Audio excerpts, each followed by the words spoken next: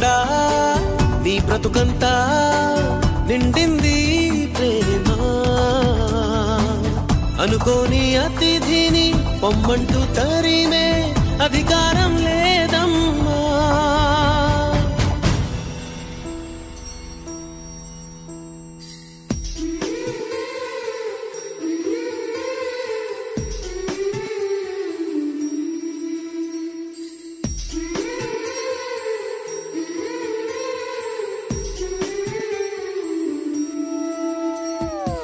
స్వార్థం లేని